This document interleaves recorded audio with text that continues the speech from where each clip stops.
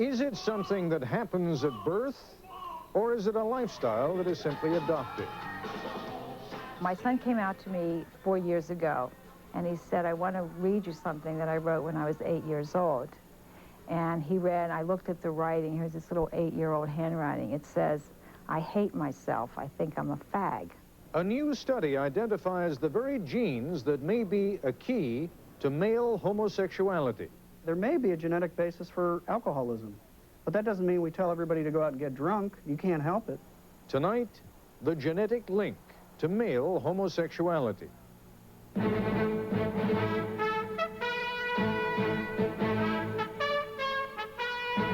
This is ABC News Nightline. Reporting from Washington, Ted Koppel. Tomorrow's issue of Science magazine contains the results of a National Institutes of Health study which shows that male homosexuality may be genetically determined. It is a study ripe with potential of both promise and abuse. Not for the first time this year, but more authoritatively than ever before, a scientific study is strongly suggesting that a man's homosexual tendencies may not be a matter of choice. Think about it for just a moment. Think only about the legal implications. While it is constitutional, for example, to prohibit certain behavior, it is not constitutional to make status, such as race, illegal. If the findings of this study are confirmed, it will not quite raise homosexuality to the same legal level as race, but it moves it a lot closer. It will also be true, however, that if homosexuality is genetically traceable, that some parents-to-be may choose to eliminate the baby. That, as Nightline correspondent Dave Marish reports, is the premise of a new play. 100%. Will you just tell me? Okay. It's a boy. No physical deformities. The Broadway-bound play The Twilight of the Gold, now playing at Washington's Kennedy Center, turns on a what-if. Well, what then? Is it retarded? No. As a matter of fact, it looks like it will be quite intelligent. What if prenatal testing could tell a pregnant mother her child will be gay? What? It will probably be like David. The first thing I think is, you know, what do we do? And it's such a shocking revelation because I, as Suzanne Gold, have been raised as the kind of woman who I expect things to be a certain way. But when I think about my own child being gay, it all of a sudden, the picture is sullied. Are you mad at me? No. It's nobody's fault. It's just the way it is. But you're upset. I'm not thrilled. Today, the play's What If moved closer than ever to what is. Researchers from the National Cancer Institute studied the DNA of families of 40 pairs of gay brothers, looking for a genetic link. And says the research team's leader, Dean Hamer, they found it. What we found is a linkage between sexual orientation in men and a small genetic segment of the X chromosome. What our data suggest is that whether a person is gay or heterosexual depends at least in part on the genes that they inherit. That the crucial link is found on the X chromosome indicates homosexuality is something gay men get from their mothers, a revelation that came this morning to this mother of a gay son, like the sun rising over a shining sea. I knew it. I just knew it. It's confirming of what I've always felt in my heart. And even when he was little, I would think, I couldn't be doing this many things wrong. But Turek admits today's confirmation came too late to prevent some painful judgments and mistakes. We resorted to 5 years of psychoanalysis 4 times a week, beginning at age 8. To correct the pathological condition that we thought that we had caused. In the American military, homosexuality is still officially regarded as a pathological condition, incompatible with service. And sociologist Charles Moskos, who studied the gays in the military question thoroughly, says the Hamer study may not change that. If being gay is some kind of a third sex, genetically determined, it's going to make those who are arguing for separation of straights and gays even stronger. The argument will then be raised, much like the genetic difference between men and women, whom we do separate on the basis of decorum and modesty, the same argument now can be raised for separating open gays and straights. Some social conservatives would extend Moskos's judgment to all of society. For them, homosexual activity is still a sin, whatever its linked to the genes. Whatever causes it, it should be discouraged, if only to preserve the health of those practicing it. It's a very unhealthy lifestyle. And Knight calls Hamer's study bad science, pressed, he claims, by homosexual activists with an agenda. It's another in a long line of studies. Simon LeVay brain study, the Nodes, Gorski study. All these studies have tried to show a link between genetics and homosexuality. And all these studies, upon further examination, have fallen apart. Dean Hamer remains confident. He says it's 99.5 chances out of 100 that this study linking homosexuality to patterns on the X chromosome will hold up. We'll be satisfied only when we've repeated the experiments many times, when we've isolated the gene itself, when we understand how it works. But at this point, I think that the strong implication is that it's involved in sexual orientation, either directly or indirectly. Even if they did find a linkage, if they found a genetic marker, I think it would produce one thing, and that would be a huge rush of homosexuals into the pro-life movement. We could get rid of it. I mean, We could, yes, we could. I don't want to. I know, sure. That's the nightmare side to this cutting edge of science, that knowledge of a genetic marker for homosexuality might become an invitation to sexual genocide. It's one thing when someone says that gay people should be left alone and should have all of their rights as Americans. It's another thing when you go to that person and say, you are going to have a homosexual child. Would you like to have it or wait for the next one? We don't have to decide tonight, Oh, of course not. but you don't want to take too much time with that decision. The earlier, the better. Conventional wisdom holds the more involuntary biochemical genetic links found to homosexuality, the likelier gays are to find public acceptance. But Catherine Turk reminds us of the limits of that logic. Being black, she says, is involuntary, but that hasn't stopped some people from hating blacks. Haters, she says, will hate, and people who deviate in any way from what most call normal will pay a price. I'm Dave Marish for Nightline in Washington. Dean Hamer, a senior researcher at the National Institutes of Health, conducted the study released today.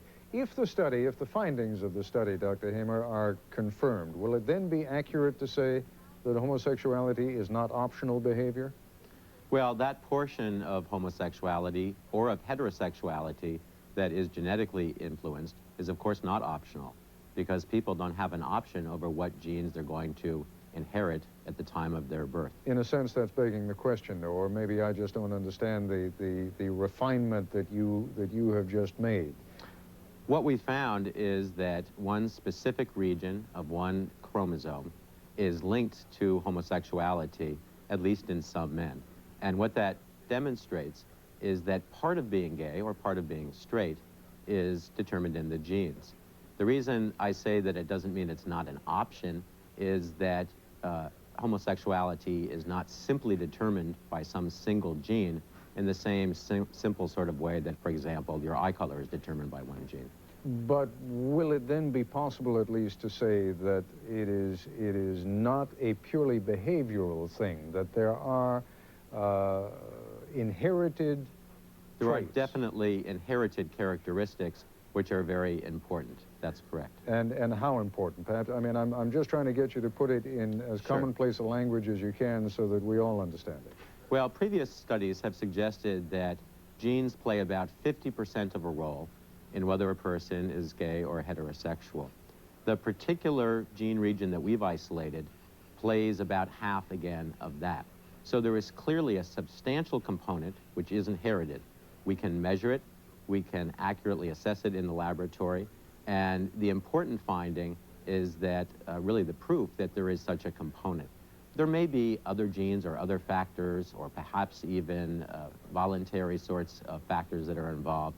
What's important today is that we've clearly demonstrated that genes are involved. All right, if you'll be good enough to stand by, Dr. Hamer, we'll be back in just a moment. When we come back, we'll be joined by two people with a strong reaction to today's study, a medical ethicist and a Baptist minister. This is ABC News Nightline, brought to you by Ford. At Ford Motor Company, we're already building vehicles that meet California's strict emission standards for the late 90s. We're the first U.S. manufacturer to build a car with CFC-free air conditioning. And we'll soon have a fleet of electric vehicles on the road. For us, designing quality cars and trucks means keeping an eye on the big picture. At Ford, we understand that the quality of the environment is one of our greatest responsibilities. Ford Motor Company, quality is job one. It's working. There I was, buried in forms. There she was from Xerox calling them documents. Documents? What are you talking about, I say? Store all these electronically, she says. All those files, those warehouses, get rid of them. And I see it. Electronic storage. Cutting my cost. I say, yeah, when you're talking about my documents, you're talking about my profits. Exactly, she says. See your documents differently. Call 1-800-ASK-XEROX, the document company.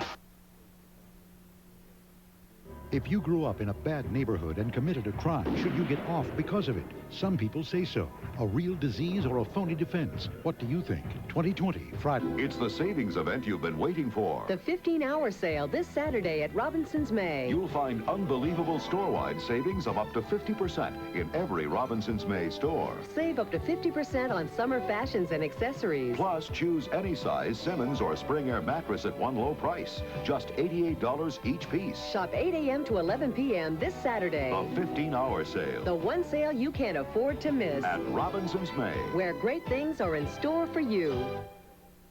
Your Southern California Chrysler Plymouth dealer knows time is money. If you're looking for a new car, get both during Time and Money Days. Get time. Buy right now and make no payments for a full 4 months, even on the incredible new Chrysler Concorde. Save money. Save big on America's favorite minivans, Plymouth Voyager and Grand Voyager. When you're looking for a new car, time is money. Hurry, Time and Money Days ends July 30th at your Southern California Chrysler Plymouth dealer. The Reverend Peter Gomes is a professor of Christian morals at Harvard University, a conservative who participated in the inaugurations of Presidents Bush and Reagan. Reverend Gomes announced last year that he is gay. Art Kaplan is the director of the Center for Medical Ethics at the University of Minnesota. He worries that today's news may encourage greater discrimination against homosexuals. And joining us again, and I should point out that Dr. Hamer wants only to refer and to comment on the scientific aspects of this story, is Dean Hamer. Let me go first of all to Professor Kaplan. Though, why are you concerned that this may cause more problems for homosexuals? Well, I think people sometimes, Ted, assume that the way to get rights or to find acceptance for homosexuality is to link it to biology. If it's natural, then, and perhaps only then, is it acceptable. But it seems to me the danger is if we find the biological basis of homosexuality, two paths open up to us. One is to say perhaps it's a state that we can eliminate because we can detect it biologically or at the level of the gene. And the other problem is we may decide that because it's biological, maybe it represents a disease state. That is, finding it in a chromosome may also indicate that something's wrong there, similar to, say, alcoholism.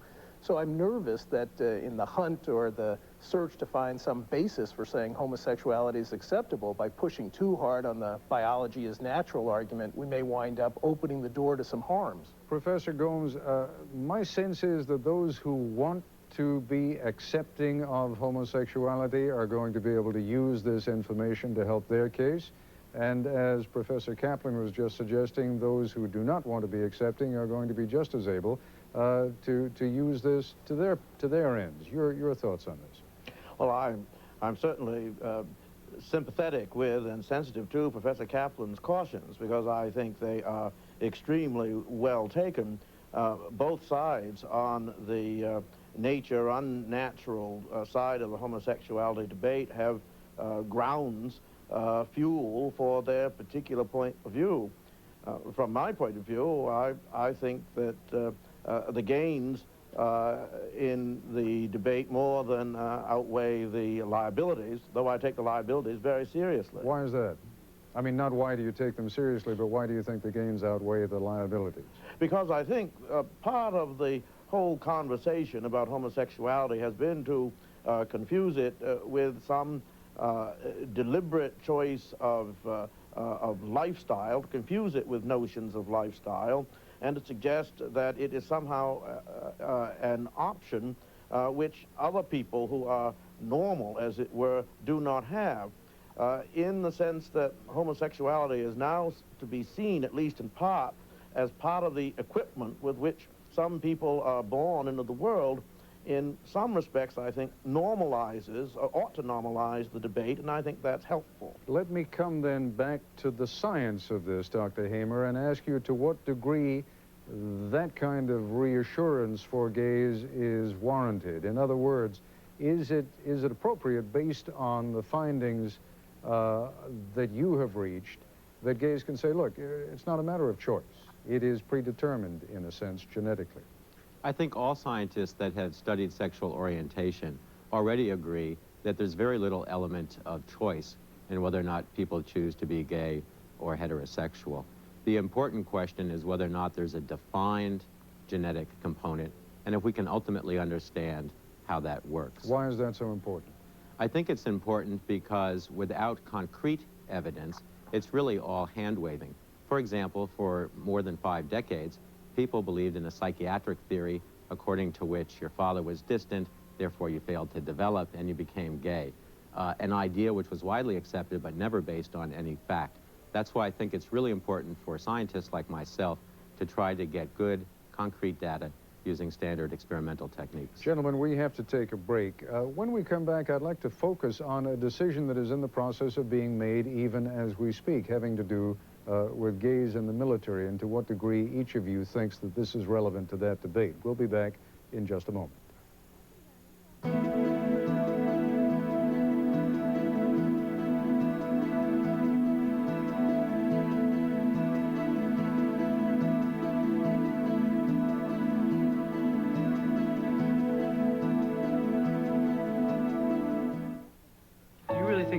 Can be replaced with a non-flammable solvent? In 1929, she was the only woman and the only PhD chemist in the physics lab. But over the years, she was responsible for 29 different patents. Hello, I'm Sylvia Stacer. Dr. Stacer created a new career path for women and for her company. The same company that leads the nation in patents granted to women over the last decade. We think Dr. Stacer would be pleased. Dow lets you do great things. How can IBM help you these days? Ask Santa Fe Railway. Our growth is built on meeting customer expectations. IBM helped re-engineer our systems to make it happen. Ask Dixon Ticonderoga. For disaster recovery services, you need to pick someone you can count on. IBM was the obvious choice. Ask Nintendo. IBM helped automate our warehouse. We just shipped 1 million new games in 1 weekend, our most successful launch ever. You want fast results? Talk to us. There's never been a better time to do business with IBM. Did attempts at flood control in the past actually make the current flooding worse? We'll look at how rivers work and meet the heroes in this war against the water. On the next Good Morning America. For a limited time. Levitz is going to say no. That's right, no. No money down. No monthly payments till October. And no finance charges if paid in full by the October due date. Only $999 buys this sofa, love seat, cocktail, and 2 end tables. All 5 pieces, only $999. Or only $999 buys this sectional with cocktail and 2 end tables. All 5 pieces, only $999. You love it at Levitz.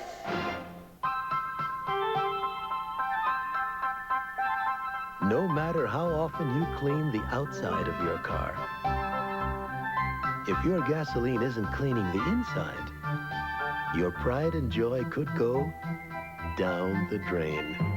May we suggest Chevron with Tetraline. Its cleansing power can help bring back the performance you've been missing.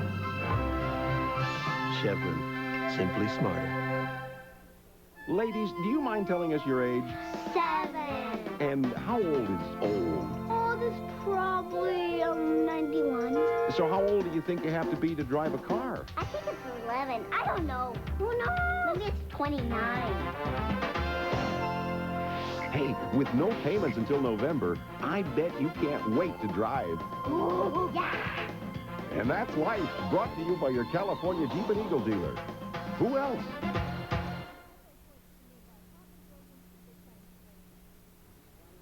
We're back with the Reverend Peter Gomes, Professor Art Kaplan, and Dean Hamer. Dr. Hamer, just to put one thing out of the way, we are in the middle, as you know, of a visceral and very tough political debate on the issue of gays in the military. The White House president's supposed to be coming out with a decision sometime in the next few days. I have no doubt that if it hasn't been raised already, someone is going to raise a question about the timing of the release of your study. Anything at all having to do with this ongoing debate? Well, we submitted our paper to Science when we had reached an appropriate statistical confidence level of more than 99%. And appearances to the contrary were in no way hooked up to the Pentagon. I had no idea when that decision would come down, and I assumed that the administration and the military didn't know about the timing of our research. Just as a matter of curiosity, when were your findings handed into the magazine? About 3 months ago, and they were thoroughly reviewed and revised, and then will be published tomorrow morning. Professor Kaplan, to what degree, I mean, it's probably going to be too late for this to become a part of the president's decision, but it almost inevitably will become a part of the debate. How do you see it factoring into the debate? I think it'll factor in, Ted, because I think those who want to see gays in the military are going to say this is, as Professor Gomes said, a kind of demonstration of the naturalness of the, if you will, inevitability in certain people of the behavior unfolding, and therefore it may be seen as less threatening. I would add, however, I think that the case should be taken on the merits. If gay people want to fight in the United States Armed Forces, I think they should be there on ethical grounds, not because they choose to be gay or because their genes make them gay. I think the ethics ought to precede the biology. Professor Gomes? I agree with that. I also agree that the release of this information ought to do something to help in the notion that it's simply a matter of choice or lifestyle once again, though I must confess that I'm not always optimistic that people's minds are changed by facts or new information. Are we here, and this may seem like a ludicrous question to each of you, but are we here talking about, in effect, a third gender, a third sex? Dr. Hamer, I could reply to that. Please. There are, of course, some people that have been called a third sex, essentially hermaphrodites. The locus that we've discovered is not related to that in any way, shape, or form. And as far as we can tell from our research results, the locus that we've identified is just a normal variant, similar to the sort of variants that cause changes in eye color or in handedness, or perhaps in other behavioral traits. All right, you have settled the matter then, at least as far as this program is concerned, scientifically. But Professor Kaplan, I think you understand what I'm saying from a sociological point of view. In the Army, for example, the two genders, male and female, are separated in the showers, in their living quarters. Is it likely then that someone is going to use this information, this study, to say, therefore, we need to have a third set of housing, a third set of toilets? I think there is some likelihood of that, because I think people may say, look, we can cluster the people who show this behavior around a genetic base, and that makes them definable as a group, and it's akin to a race or some other subcategory. I would think, again, that would be a bad mistake, because what we see in the realm of sexuality is a wide variation of behavior among heterosexuals and among homosexuals in terms of what they do, how often they do it, what they're up to. So I think there's a tendency to want to make that third sex argument. I think it's a bad road to go down. Professor Gomes, before we move on to another area. I agree. I think what this has done is broaden the level of the norm. It has not created a new sex. It has broadened our capacity to cope with the two sexes we already have. Now, how far along do you think we're going to have to go before any scientific finding is going to be decisive in terms of the social behavior? You're nodding, Professor Kaplan, as though I'd said something profound. I haven't figured it out yet myself.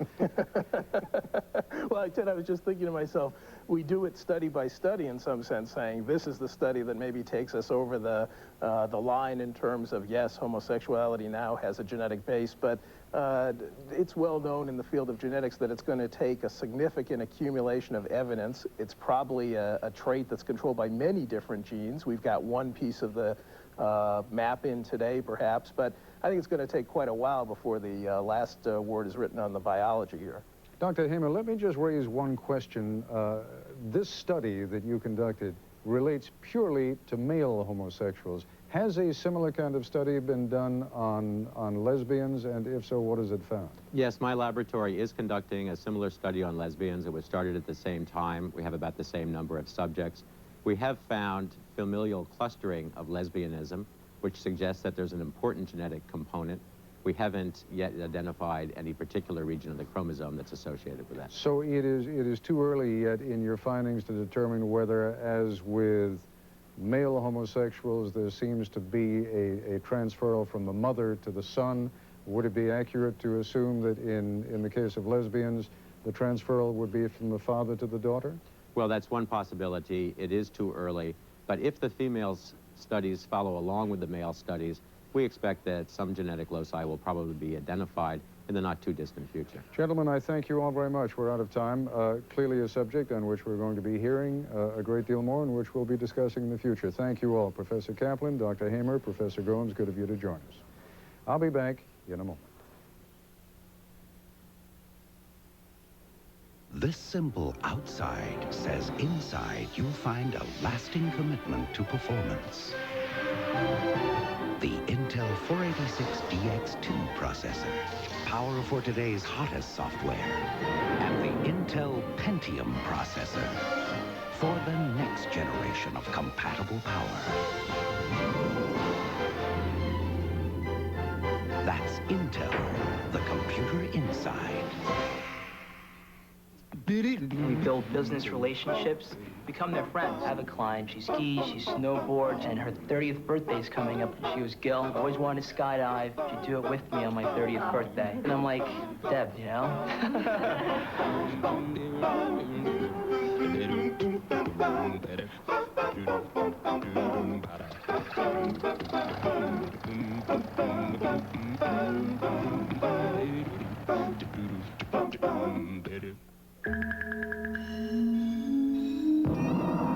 A new chapter has begun in Merrill Lynch's history in Asia.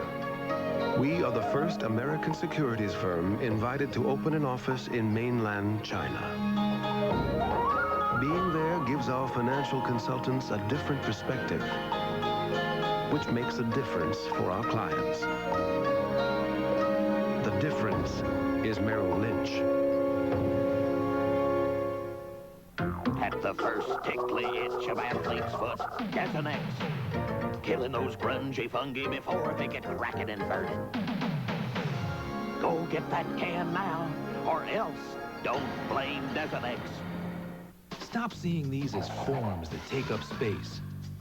Store them electronically and see them as documents. One company saved $1 million.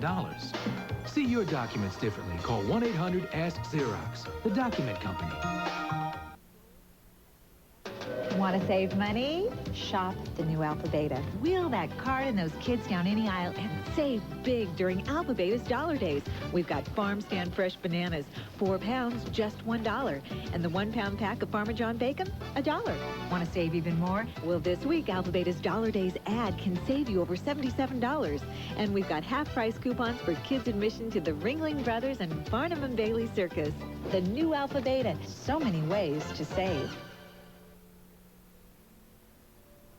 Tomorrow night on 2020, an update on the custody battle of baby girl C, the child who has been taken from her adoptive parents and returned to her biological parents. That's tomorrow night on this ABC station. That's our report for tonight. I'm Ted Koppel in Washington. For all of us here at ABC News, good night.